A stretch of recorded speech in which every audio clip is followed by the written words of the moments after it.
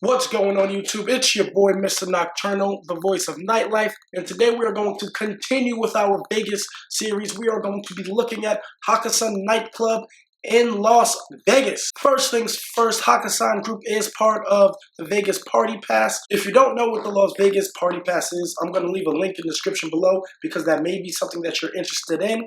But without further ado, let's get straight into it. Hakkasan Nightclub is a massive, massive venue. It is like 5 stories. You got the restaurant, you got a hip-hop room, you got a lounge at the top, you got the main room. It is absolutely massive.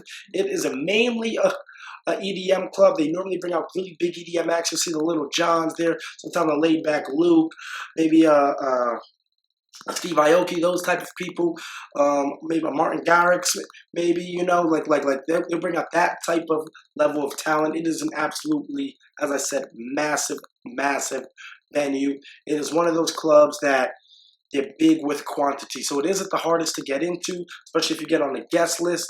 And that is one thing that I like about it, even though they do have a stricter dress code. And when I say a stricter dress code, I mean like men stay away from sneakers, stay away from ripped jeans. I think I showed up wearing some Jordan 12s. They were pretty rare, as you can see right here. I didn't actually pop out in this fit, but just the sneakers.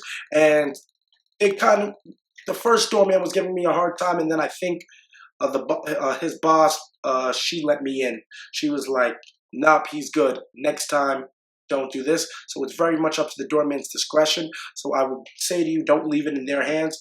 Do not come in sneakers. You can wear designer kicks. So if they like some Gucci shoes or Fendi shoes, something like that, you can get in with those. Dress shoes, boots, not Timbs, no sandals, nothing like that. I'll see a lot of men in suits, sports jackets, collared shirts. You can wear designer tees if you're a guy. You got the Gucci, a Gucci shirt, maybe a Fendi shirt, Burberry shirts. You can wear those type of things to get in. But if it's just and I guess a regular just T-shirt as well, something like this, you should be fine with getting in.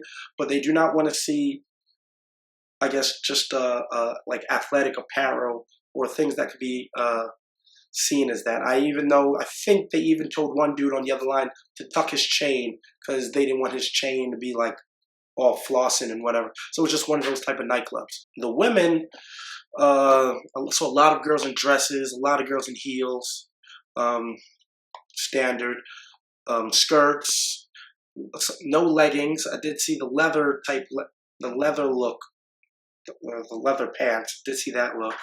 Saw a few women in jeans with a really nice top and some heels. Didn't see any women in sneakers. So if you're, I guess, a girl who's a sneakerhead, wouldn't recommend wearing that to this venue in terms of the overall atmosphere. So as I said, it's a heavy EDM club on its main floor. They still do bring in from time to time, have hip hop nights. So I know that's what Tiger coming up, and sometimes they will bring up some other hip hop artists or hosts. They are slowly moving back towards allowing more hip-hop in the club, which I find is great. As I said, they do have a floor dedicated to the hip-hop floor. It's called the Ling Ling Room, or they've renamed it to Level 3. Depending on who you may talk to, some people still refer to it as the Ling Ling Room, some people refer to it as Level 3, so make sure you know those are the same rooms. It is, located on the 3rd floor. It has 2 bars on either side. It is pretty popping. It is not open every night. It is only open on its bigger nights. So I would say probably on the Thursday, they might have it half open, not fully open. So just keep that in mind if you were going there to listen to hip hop, that you make sure that is the night where it's going to be open. They do have a lounge at the top floor. That is like, I think it was shaped in a horseshoe shape, if I remember. I think the whole club is actually pretty more or less horseshoe shape, I think. But they had tables on the outside at the lounge. It was pretty cool just to see the Vegas' horizon or whatever. It was just overall a pretty solid club. Hakkasan, that's a good middle of the pack club is what I would call it. Definitely had I want to say maybe a bit of a younger demographic. I feel like everybody I met from there, a lot of them were like ASU graduates, or they were just recent seniors, and they just come up from Arizona. So they did bring tons and tons of good energy. Even the the ones who graduated. I met a lot of, I want to say, stockbroker-esque kind of guys, like fresh stockbrokers, like they just got a job or whatever. That seemed to be the vibe that I saw a lot of. That was just what I saw the couple of weekends that I was there. If you have any questions about Hakkasan, be sure to leave me a comment or message me on Instagram. I'll leave my socials in the description below. I will also leave a link to my website where I go more in depth with all the nightclubs, everything Vegas have to offer, including what Hakkasan has to offer. I'll leave that in the description below, so you can be sure to check that out. It'll just answer some more of your, if you have any more questions about it.